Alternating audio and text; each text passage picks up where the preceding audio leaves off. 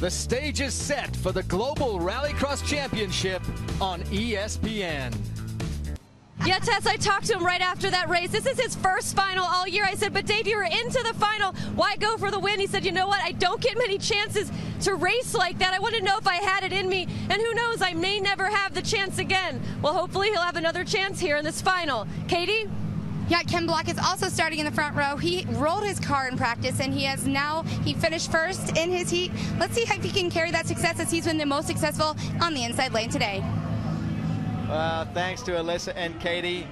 Let's take a look at our royal purple starting grid for our GRC supercar final here from Atlanta tonight. What an unbelievable front row, Jan. So competitive. Ken Block on the inside, Topi Heikkinen in the middle, and Tanner Faust on the outside. That was Topi's choice to start in the middle. And the most amazing thing there, Ken Block has never won a rallycross race, and Tanner Faust hasn't won one this year. In the second row, we had Brian Deegan, Arpin, and Speed. And in the third row, Mira, Timur Timurjanov, and Isaacson. So this is going to be an interesting start. There are now 9 cars on this grid, and we've seen they go into that tight dirt section. Who is going to get the whole shot? Let's take a look. Oh, bad start for Ken Block. The whole shot, there's Topi and Tanner Faust fighting through that first corner, and as usual, all sorts of mess as people get tied up in the water barriers there, and Topi comes out clean. He does it every time. Both Topi and Tanner Faust now going into the joke of the shortcut. This is bad news for everybody else with the fin out in front. So there is Faust and Deegan in second and third. They're going to need to charge to catch this kid. Boy, they're going to try. They don't want to make it easy for him. But when he gets out front, he has proven incredibly hard to reel in. The spin there for Dave Mira by Scott Speed. Speed got into the back of Mira and just kept driving him around the corner. Now Sverre Isaacson in the blue and yellow Subaru is trying to get past Speed. Battling through here. There's Isaacson outbraking Speed into that corner a little bit, making a good clean pass. So Sverre Isaacson passes Scott Speed there, but Speed is going to keep dogging them. Meanwhile, Thomas Heikkinen still out in the lead. There you see Isaacson and Speed over the jump. And that was just carnage at the start there. And the most unfortunate start in the final. Again, just a disaster at the start for Ken Block.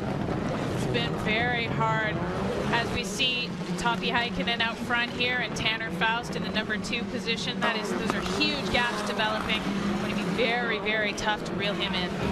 Well, there we see the jump from Heikkinen. There is Faust, and Faust knows how to race, and he knows how to win one of these, so he will keep chasing down Heikkinen.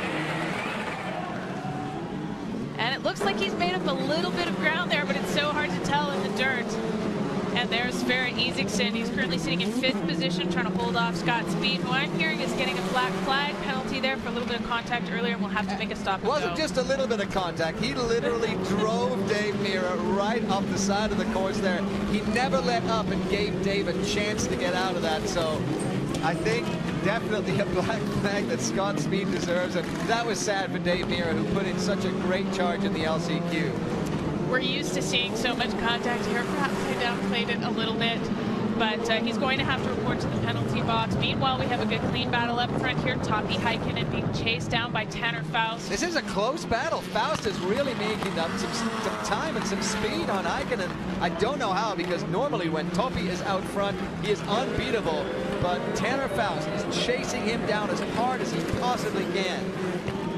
Very, very tough to chase him down, especially from that chase position. It's hard. You can see here, we're looking at all sorts of dirt coming off of Topi Heikkinen's rear wheels, and when Tanner gets close enough, he'll just have a windshield full of dirt. It's very hard to get around that, but he's going to try. Thing here, from what I'm looking at, I thought that Tanner Faust had already taken that Joker lap. It's not showing on our scoring monitors, but correct me if I'm wrong, Faust actually followed Heikkinen through there. I believe he did, but we'll have to check and see that. Don't think it's going to be easy either way. Topi Heikkinen's got a pretty substantial lead, but in his ear, his spotter, Topi's spotter, is in the grandstand saying, got a good lead, just hold it. And problem for Brian Deegan here off the side of the course. He was in 3rd place, and he is now retired. It doesn't look like he can get that thing refired. Oh, he's off again. What are you thinking here, Jen? He's trying to restart the car, and he's trying to get it fired, and it just keeps stalling, so I'm not sure what's going on there. But there's Tanner Faust trying to reel him in. That makes that corner just a little bit smaller. And the interesting thing is the big berms on the side of the course here have kind of been blown out with all this racing, so Faust is getting a chance just to run straight off the dirt onto the tarmac. Look at that. He can see Thomas Heikkinen. He knows he's that close. He is hungry. He wants to catch Heikkinen, because if Heikkinen gets to run away with this, there's potential he could just run away with the entire championship this year. Yeah, and if Tanner can keep the pressure on, hopefully it's possible that something can happen in the front. That pressure is really hard to race if you know that there's somebody right behind you. If Toppy can't keep his head, he might make a mistake, as we saw Tanner do in the last corner. This is not just a race. This is a championship points battle. Every point counts right now, and Tanner Faust knows that, but Toppy Heikkinen is starting to pull away, and this should be moving into, if not the very final lap, one of the last laps. I think there's 2 laps to go right now, so Tanner Faust is going to have to find some incredible speed to catch up to the Flying Finn. Or the Flying Finn is going to have to make a mistake, but as we've seen him take 4 wins in a row, he just doesn't make mistakes that often. He's been very clean this year. It's tough. Look at all the water on the windshield there as he's looking into the sun. Kind of tough to drive through that. You also saw he went straight over a tough block, and Tanner Faust having a little bit of trouble out of the corner there, but no problems yet for Thomas Heikkinen. The white flag is flying. Is that smoke coming out of the back of Tanner Faust's car, or was that just brakes? I mean, he has dropped a significant distance from Thomas Heikkinen in 1 lap. Looks like it's a flat tire. Oh, disaster for Tanner Faust. He was looking so fast, and now he has lost the front left. So Thomas Heikkinen is coming around the corner. He is going to go through the chicane, and this will be 5 for 5, number 5, the checkered flag for Thomas Heikkinen. There's Tanner Faust holding it together as he comes to the cross checker. And is this going to be another podium for Subaru? Yes, Sverre Isaksson takes the bronze at Atlanta.